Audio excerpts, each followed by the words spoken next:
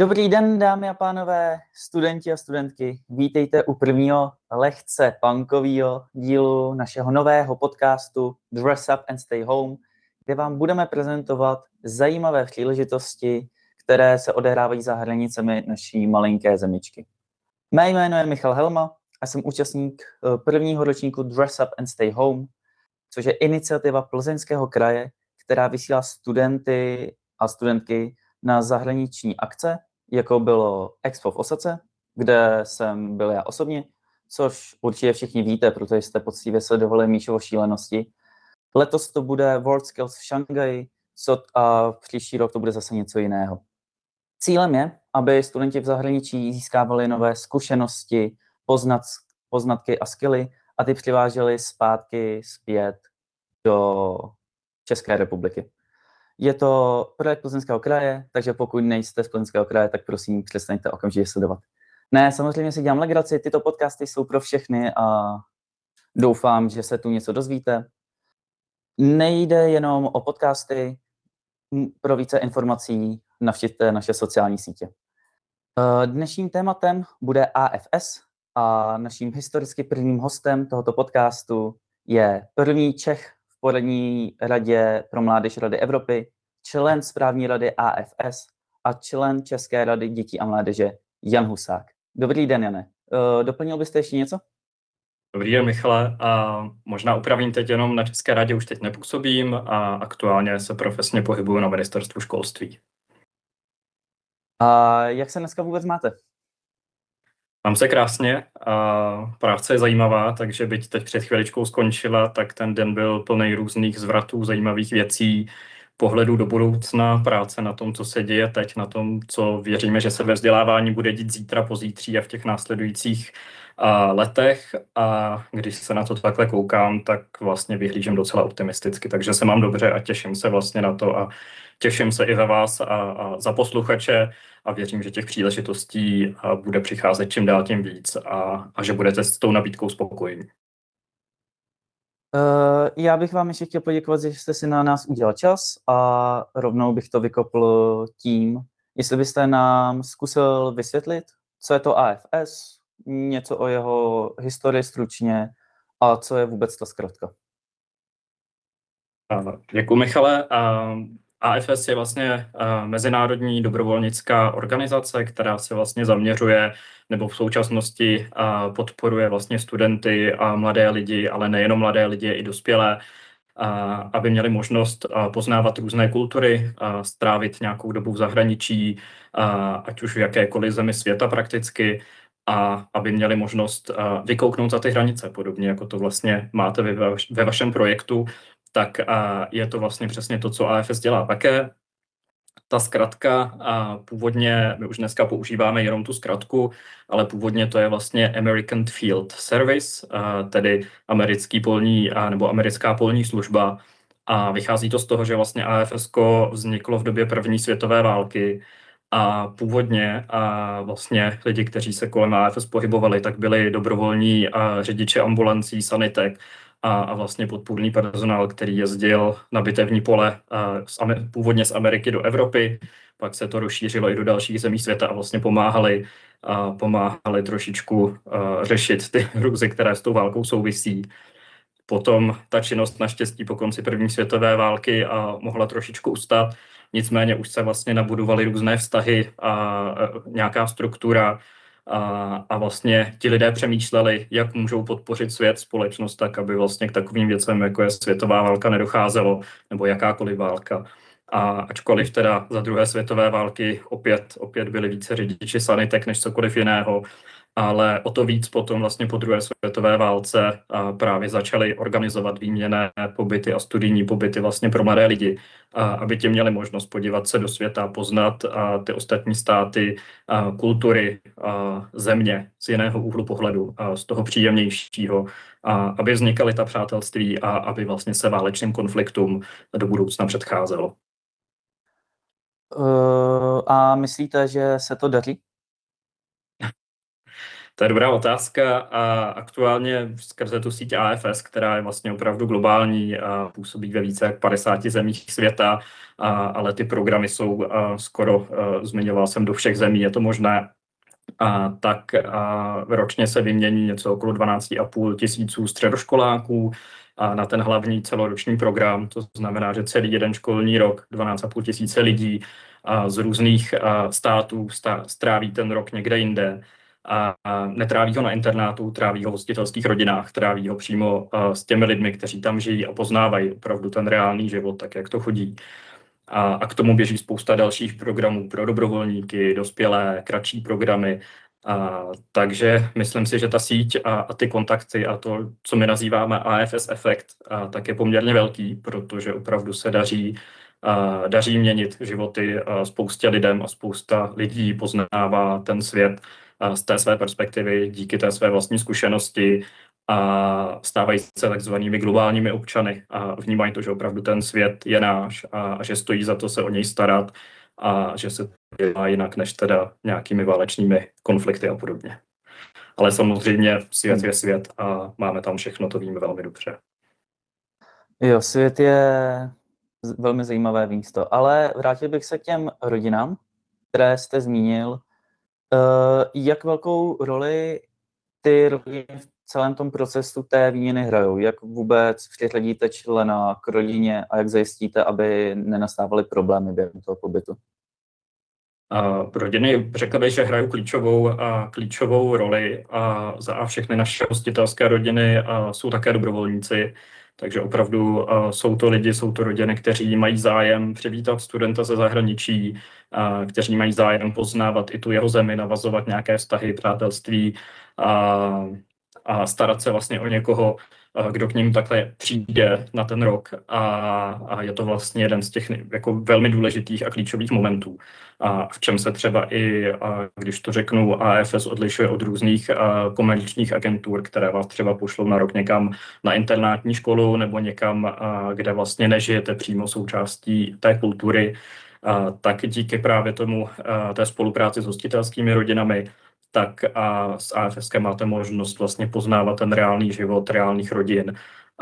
A musím říct, že i velmi rozmanitých, protože některé rodiny jsou třeba, nebo většina jich, řekněme, z nějaké střední třídy, ale samozřejmě zájem hostit mají i rodiny, které třeba nejsou úplně nejmovitější, ale přesto jim to hodnotově stojí za to a mají tu chuť.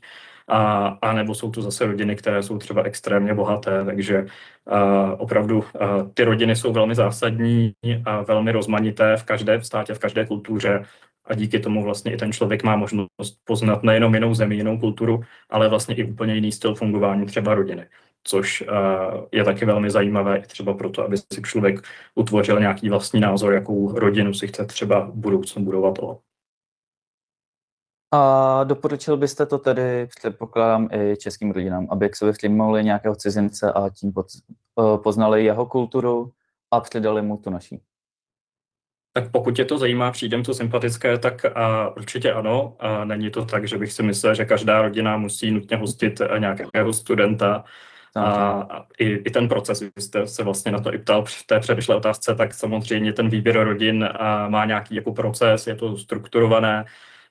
Zjišťuje se tam spousta různých jako věcí, detailů, jestli ta rodina je na to opravdu připravená, jestli to jako zvládne, a byť ty rodiny samozřejmě mají průběžnou podporu a ty kanceláře v jednotlivých státech jsou s nimi v kontaktu, tak samozřejmě hostit nemůže úplně každý. Nicméně rodiny, které mají zájem, mají chuť nabídnout kus svého domova i nějakému jinému studentovi, a splní nějaké základní požadavky a osvědčí se, tak určitě to je pro ně velmi zajímavá a částečně i rodinný život nebo i jejich život obohacující a měnící, transformující zkušenost. Vy jste zmiňoval, že ty rodiny jsou hlavní, jsou ta odlišnost, čím se lišíte od své konkurence, že nevysíláte studenty do internátu. Je tu ještě něco, čím se od konkurence lišíte a proč by si student měl vybrat právě vás pro svůj život v zahraničí, pro své studium v zahraničí? Určitě tak. A my jsme nezisková konkurence, organizace a vlastně konkurence jako taková je něco, co my úplně jako neřešíme. A z toho pohledu, že my jako nesoutěžíme o to, aby jsme byli jako 100% jako nejlepší, a my se snažíme dělat opravdu ty programy tak, aby dávaly smysl, aby poskytovali tu vzdělávací zkušenost. A ta odlišnost a možná vlastně nejzásadnější, když bych to porovnával s ostatními jako organizacemi nebo tou, řekněme, konkurencí, tak je v tom, že to opravdu není jako jednorázový program, ale že AFS vlastně nabízí, řekněme, nějaké jako prostředí, kulturu, dlouhodobé možnosti spolupráce, a ten student vlastně může dobrovolně, či třeba předtím, než se rozhodne někam vyrazit, rodina může hostit, ať už před pobytem, po pobytu, a řada rodin a řada mladých lidí, kteří vlastně s AFS přijdou do kontaktu, tak v nějakém bodě přijdou, a někdy jsou třeba blíže, někdy dále, ale velká část z nich je nějak navázána větší část života. Takže není to pouze o tom třeba roce v zahraničí nebo třeba nějaké kratší době, ale o tom, že opravdu jako nezisková organizace nabízíme možnosti i pro nějaké další dobrovolnické angažmá, vlastní projekty a různé další aktivity, o které ti mladí lidé nebo dobrovolníci nebo hostitelské rodiny mají zájem a můžou se potkávat, a přináším to neustále ten kontakt k tomu zahraničí, ať už s různými jinými kulturami, nebo třeba i s tou rodinou, s tím studentem, s kterým se seznámili během toho programu. Takže není to jenom jakoby pověst zahraničí, je to opravdu mnohem širší myšlenka, a to je to, co dělá AFS AFSkem. To zní velmi zajímavé a věřím, že tohle určitě někoho přesvědčilo, aby si zvolil právě vás. Pokud ne, tak teď bych se přesunul k vaší účasti v AFS, ke spojení organizace k vaší osobě. Vy jste si AFS prošel několika rolemi a mě by zajímalo, jaký moment vás nejvíce ovlivnil v AFS, který byl pro vás nejvíc transformující. No, těch je strašně moc, a toho, co mě napadá, tak je opravdu hodně. Tak jenom takový ten top. Jsou to různé maličkosti. No, já možná řeknu 3 věci. Začnu od konce, protože já opravdu jsem měl možnost spolupracovat s různými skupinami, projekty. S AFSkem jsem vlastně v kontaktu teď už nějakých 13-14 let. 24 let. A za tu dobu to, co mě určitě jako ovlivnilo, tak je vůbec možnost potkávat spoustu různých lidí z různých koutů světa, podílet se na různých projektech a vlastně vnímat, jak taková organizace, nebo řekl bych klidně i organismus, funguje z různých úhlů pohledu. Takže to určitě mě obohatilo hodně. Určitě mě hodně obohatil i ten můj program. Asi takovej ten jako nejsilnější zážitek, který se mi vybaví, tak je, když jsem v těch 16 letech na letišti sám prostoupil, teď se za mnou zavřely ty dveře a já jsem si uvědomil, teď je přede mnou rok někde a teď já jsem úplně na začátku v těch skleněných, jako hygienicky sterilních jako prostorech toho letiště a přede mnou je najednou úplně nová životní cesta, nová zkušenost, tak to je hodně formativní. A člověk si uvědomí, jak je malinkatej, ale vlastně, že si v tom životě musí poradit a že ho čeká spousta různých věcí. Ale věc, která mě taky asi hodně ovlivnila a transformovala, tak byla, když jsem jako dobrovolník, když jsem třeba měl na starosti svůj první samostatně jako program pro studenty, když do mého menšího města, odkud pocházím, přijelo najednou 25 středoškoláků, nás tam bylo asi 8 dobrovolníků a já, když jsem tenkrát jako zodpovídal za celou tu akci a za celý ten vzdělávací víkend nebo 3 dny, a teď jsem opravdu měl tu zodpovědnost za všechny, aby všechno klaplo, aby se nic nepokazilo a všechno proběhlo tak, jak má po všech stránkách, tak to byla určitě taky velmi silná zkušenost.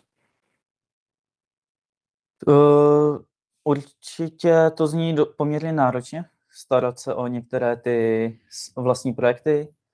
Jenom jestli se může zeptat, kam jste letěl na ten svůj pobyt v těch 16? Já jsem to neměl tak daleko, já jsem byl v Německu a já jsem vlastně jako první jazyk se učil němčinu, takže já jsem neměl ani jinou možnost. Mám to podobně. A je to vlastně hrozně vtipný. Já jsem chtěl do Bavorska, mně to přišlo hrozně sympatický, ale hostitelská rodina si mě vyhlídla a spárovala mě s rodinou u Severního moře, vlastně kousek od holandské hranice. Ale i tak to byla naprosto úžasná zkušenost, kterou bych neměnil. Takže já to neměl tak daleko, ale s mými jazykovými dovednostmi a tak to vlastně bylo jedno z toho, co jsem si mohl dovolit tenkrát, nebo na co jsem si troufal. Ještě bych se chtěl zeptat, kdy vás napadlo, že byste u AFS chtěl zůstat i po svém pobytu? Co vás k tomu motivovalo stát se dobrovolníkem u nich? Byla to tato zkušenost, nebo vás nikdo nemotivoval k tomu? Tak AFS-ku obecně nabízíme každému, kdo má chuť a zájem se jakkoliv zapojit, méně nebo víc, nebo se třeba účastnit těch akcí, tak ať se účastní a zapojí. Stejně tak studentům, kteří se vlastně vrací z toho programu, tak je nabízena možnost stát se dobrovolníky, takže i tak to bylo vlastně v mém případě. A mně to tenkrát přišlo úplně jako skvělý, protože po tom roce, kdy člověk žil v zahraničí a potkával se vlastně se studenty, vrstevníky z celého světa, z různých kultur, tak jsem si najednou vlastně nedokázal vůbec představit, že bych teď se vrátil jako jenom do toho svého původního života místa a teď najednou jako o veškeré ty mezinárodní kontakty, jazyky, diskuze o tom, jak to kde chodí, že bych to najednou v tom životě neměl. Pro mě se to stalo tak jako přirozenou součástí a zajímavou, že jsem si říkal, no jasně, tak to je úplně prostě skvělý, že ta možnost tady je, protože o to jako nepřijdu, najednou si zase nezavřu do bubliny, nevrátím se někam, kam jsem se teda těšil, vrátil jsem se rád a byl jsem samozřejmě moc rád zase jako doma.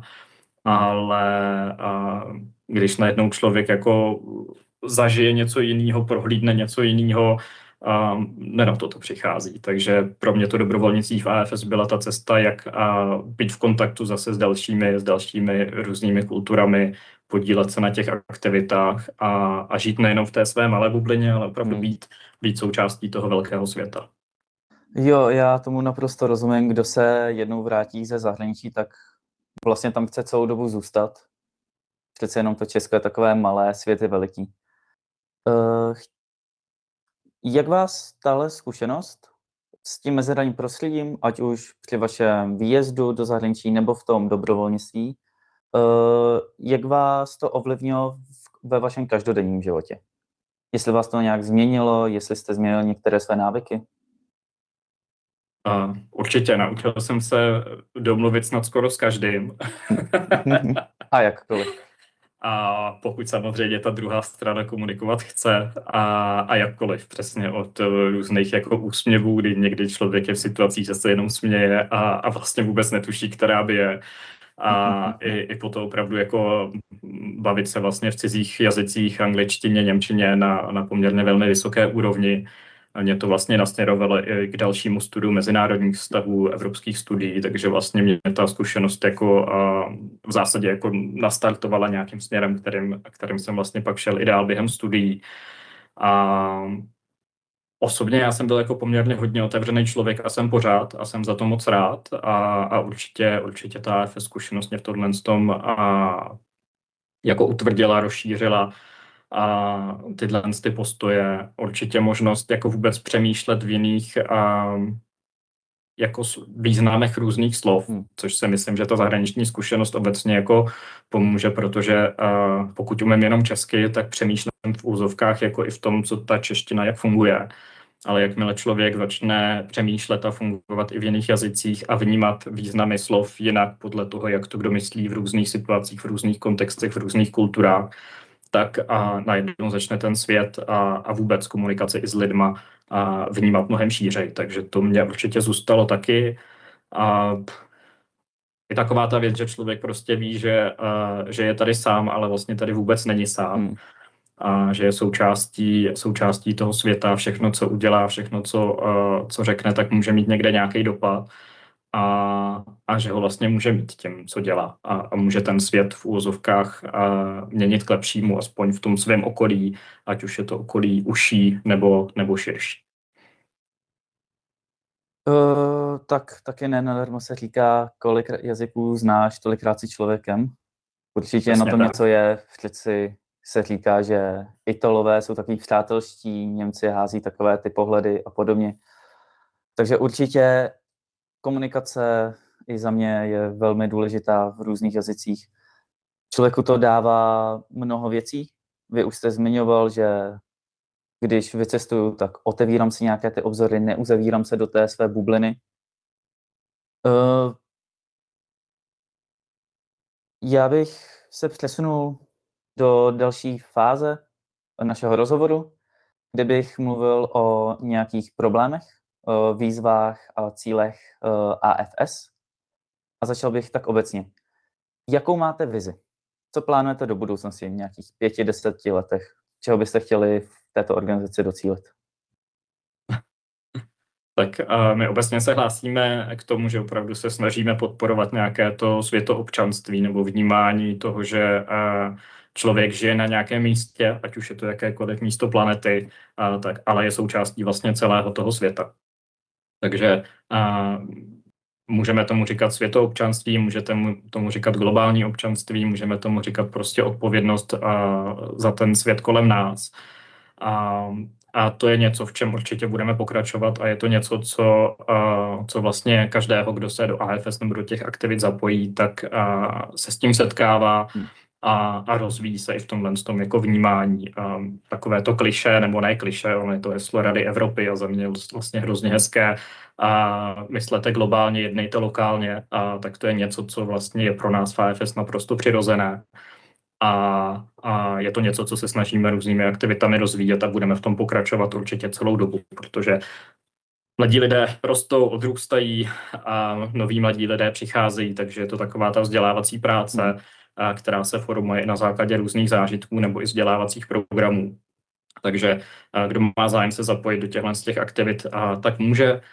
Určitě se bude pokračovat v těch výměnných programech a určitě jako organizace, pokud to bude možné a to vnější okolí nám to bude umožňovat, tak se budeme snažit v úvozovkách navyšovat ta čísla, když se na to budeme dívat tou metrikou, aby tyhle příležitosti byly pro co nejvíc lidí a pro co nejvíce států, i z těch, kde třeba to není tak úplně jednoduché. Na čem jako pracují všechny AFS, řekněme globálně, tak je samozřejmě získávání i nějakých prostředků třeba na stipendijní programy nebo na to, aby vlastně tyhle možnosti byly dostupné co nejširšímu spektru mladých lidí, kteří o to mají zájem a mají tu možnost. Takže doufáme, že i tam se to bude posouvat a že se bude dařit získávat i prostředky na to, aby třeba i více mladých lidí, třeba i z těch nižších tříd socioekonomicky, teď myslím, kteří na to mají tu chuť, tak aby mohli ten svět poznávat a díky tomu mohli poznávat i sebe sami. No, řekněme, to jsou asi ty nejhlavnější záležitosti. No. Vy jste se tu teď na konci dostal k těm stipendiím a to je něco, k čemu jsem se taky chtěl dostat, protože já jsem se koukal na ty ceny a upřímně si umím představit, že někdo se na to koukne, vyleká se a kvůli tomu to celé zavrhne, protože si to prostě nemůže finančně dovolit.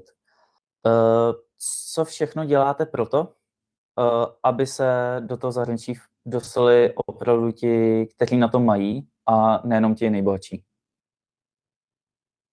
Tak my máme celou řadu stipendijních programů, máme i vlastní sbírku Jaroslavy Mozerové, takže pokud by kdokoliv z vašich posluchačů, jejich rodičů, známých měl chuť na tyhle aktivity přispět, tak samozřejmě budeme moc rádi, pokud přispěje do té sbírky Jaroslavy Mozerové. A mimo jiné to byla první československá studentka, která vyrazila na AFS výměnný program v roce 1947-48, hned po té druhé světové válce. Tak na její počest taky vlastně máme tuto sbírku, takže samozřejmě děláme různý fundraising, spolupracujeme s různými dalšími jako nadačními fondy, ať už s Česko-německým fondem budoucnosti a nadačním fondem Škoda Auto, nebo máme speciální dotační programy nebo spolupráci vlastně s fondem, který podporuje výjezdy třeba do asijských zemí. Spolupracujeme vlastně s různými dalšími soukromými dárci nebo společnostmi, které přispívají a pomáhají vlastně získávat takhle prostředky. Stejně tak i my máme vlastní, řekněme, interní systém nějaké podpory a stipendií, takže třeba pokud rodina zvažuje, že by mohli třeba své dítě vyslat do zahraničí, rozhodne se stát hostitelskou rodinou, tak určitě hostitelské rodiny mají zvýhodnění. Mladí lidé, kteří třeba se zapojí do těch dobrovolnických aktivit, tak mají potom také různá zvýhodnění. Takže těch cest je celá řada. Samozřejmě není to levná záležitost, to samozřejmě všichni víme. Když si to člověk bude chtít zajistit sám a nedostane se na o moc nižší ceny. Někde je možná dobré, i třeba když se zalekneme té vysoké ceny na začátku, tak se i zamyslet, kolik vlastně stojí náklady na život vlastně středoškoláka v tomto věku vlastně i doma. A najednou vlastně se zjistí, že ta částka navíc v úvozovkách není tak vysoká, než kterou třeba z které rodiny zaplatí i za ten rok doma. Takže ano, nejsou to malé peníze, zároveň se opravdu snažíme a já jsem moc rád, že třeba v České republice opravdu polovička lidí, kteří vyjíždějí, nebo plus minus polovička, tak má vlastně nějaké stipendijní možnosti nebo nějakou podporu snížení těch jako nákladů a že se tu podporu daří získávat. Takže ve zkratce možností dostat se ke stipendiu je mnoho.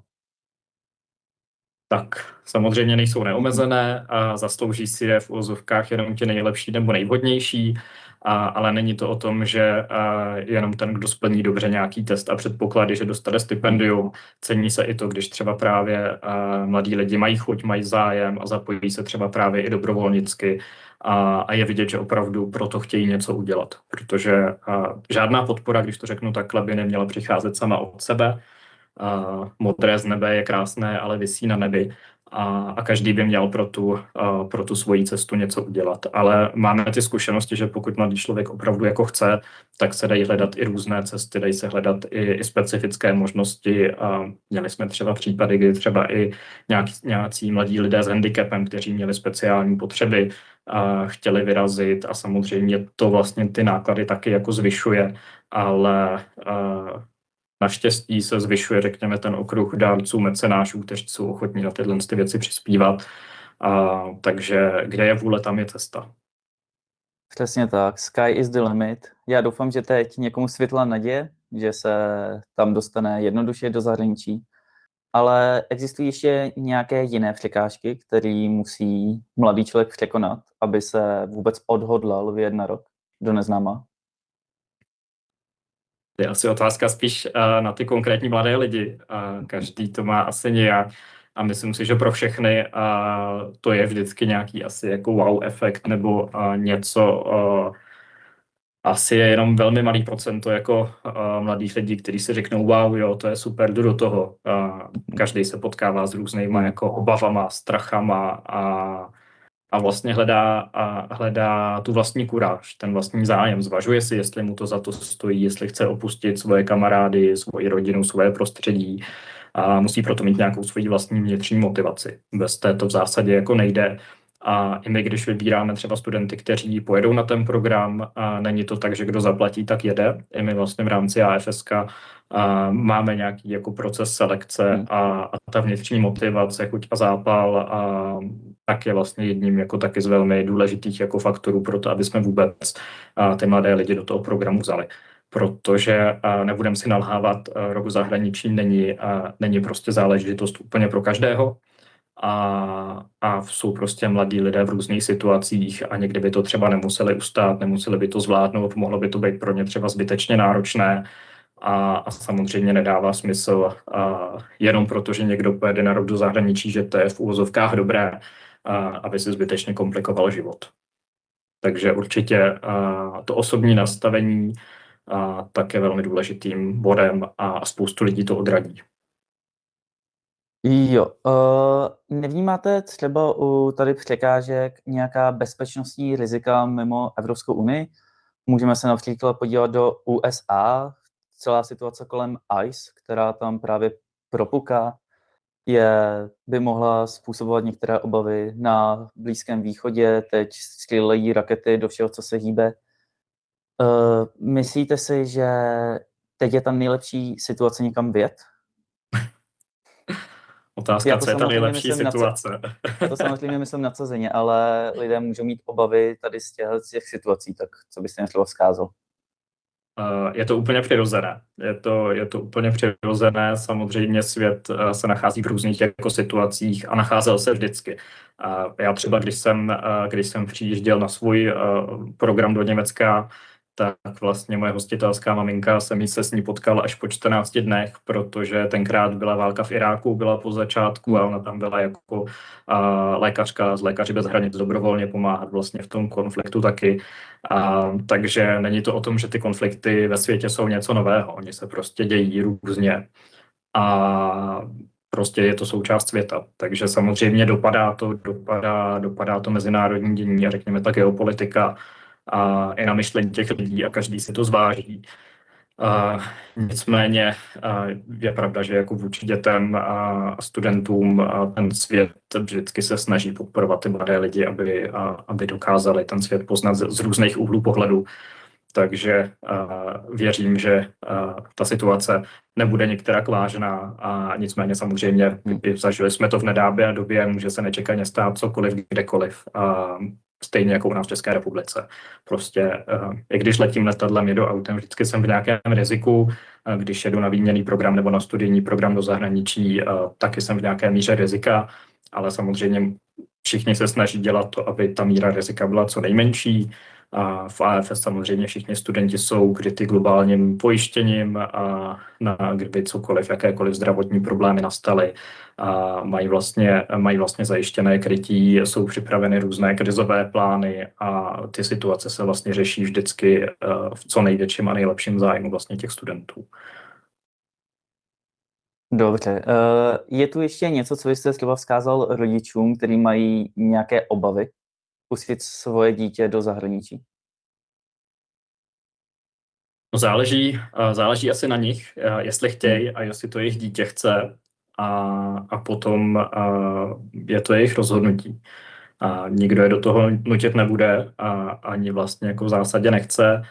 Zároveň, když se zeptáme a máme i zpětné vazby systematicky zmapované, ale když se zeptáte kohokoliv, kdo si tím prošel, tak vlastně řekne, že to je zkušenost, zážitek, která jim dala strašně moc, která jim dokázala posílit, že ti mladí lidé se dokážou postavit na svoje nohy a samozřejmě nejsou s tím spojené jenom chvíle radosti, jsou s tím spojené i nějaké těžkosti, stískání, ať už po rodině, po kamarádech, ale to je vlastně to, čím my jako lidé rosteme, že vlastně ty překážky překonáváme a pokud k tomu přistupujeme, takže si z toho chceme odvíct co nejvíc a víme co, tak si z toho vždycky dokážeme odvíct maximum.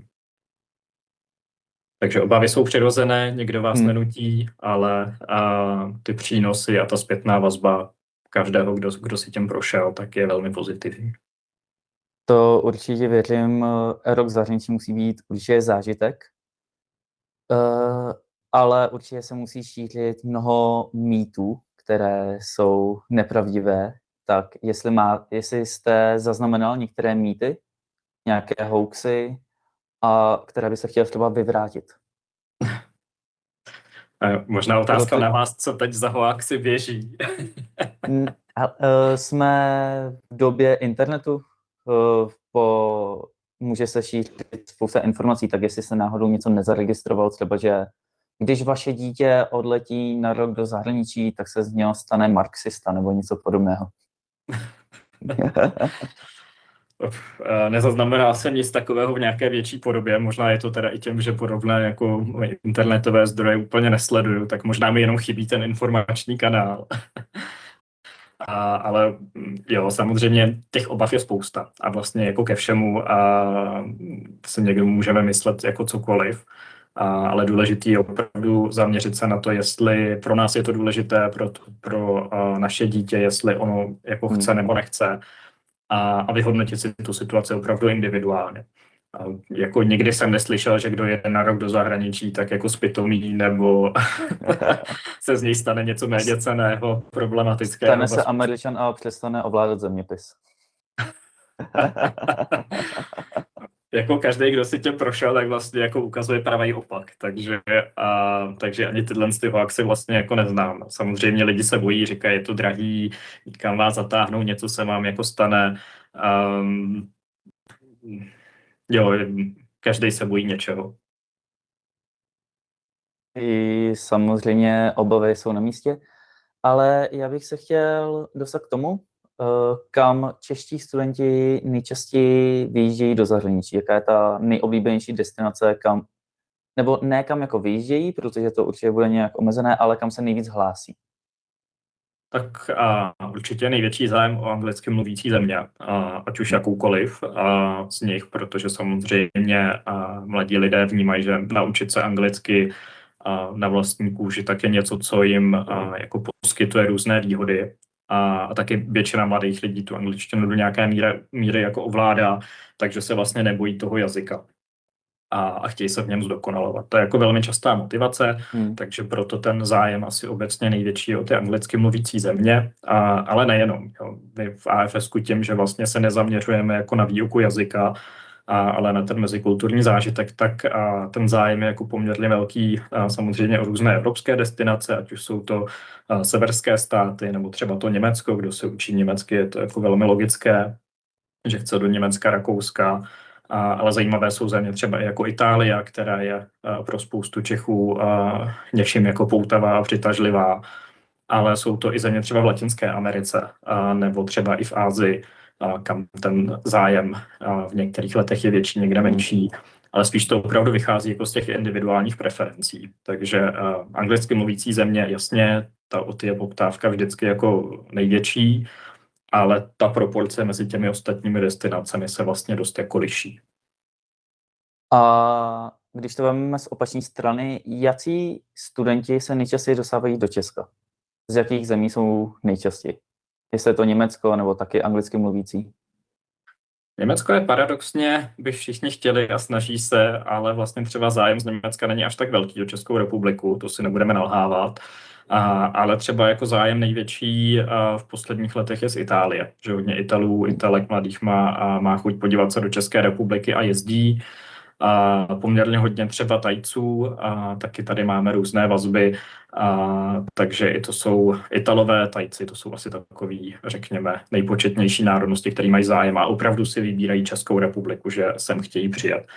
Protože i z toho pohledu AFS vlastně ta nabídka je opravdu po celém světě a někdy si ty lidé vyberou Českou republiku a někdy třeba vědí, že chtějí jenom do Evropy a když se jim nabídne třeba příležitost jít do České republiky, tak si řeknou OK, jasně, ale třeba by je to samotné nenapadlo, když jsou opravdu z druhého konce světa, tak o Česku třeba toho tolik nevědí.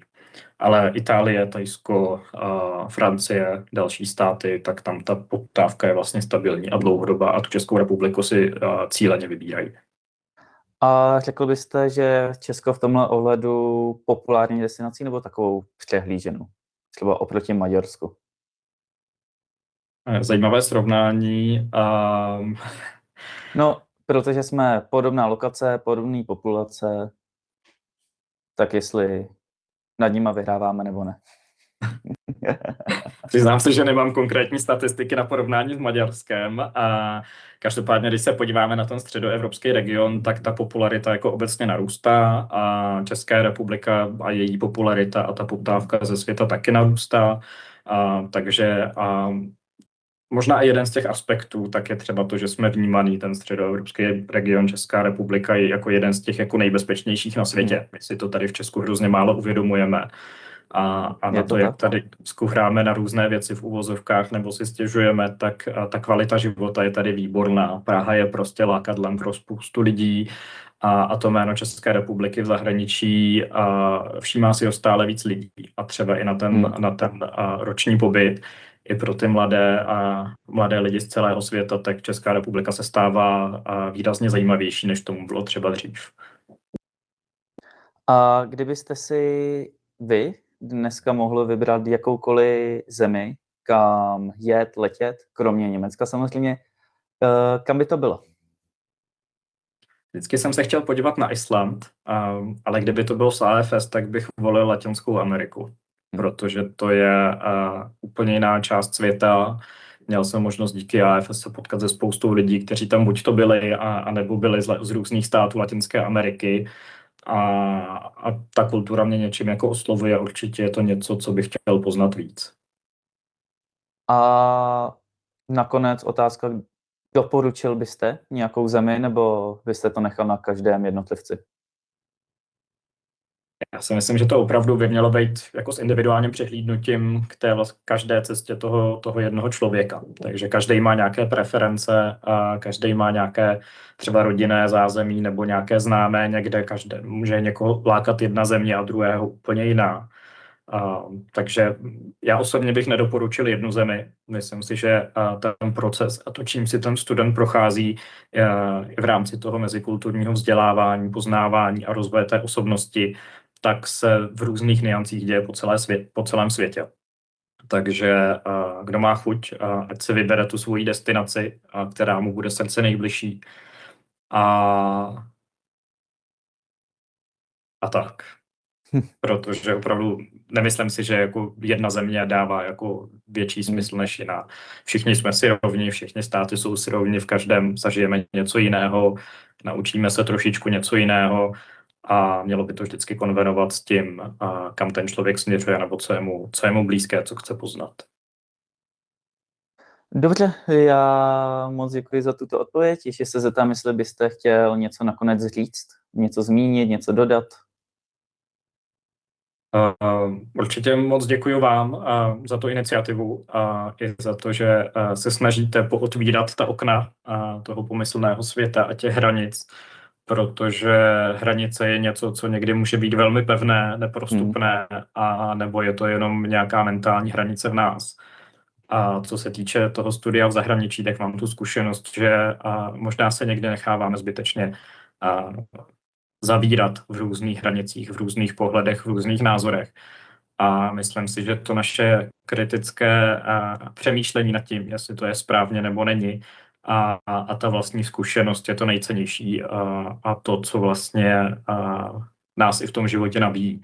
Takže i to vlastně hledat, překonávat různé hranice, i ty státní, i toho studia, nebo možnosti studia v zahraničí, nebo i třeba na jiné škole, jenom v rámci České republiky, tak jsou prostě hrozně fajn, protože ty zkušenosti se počítají a myslím si, že toho málo kdo jako vůbec lituje, jestli někdo toho lituje, když se snaží ty obzory otvírat.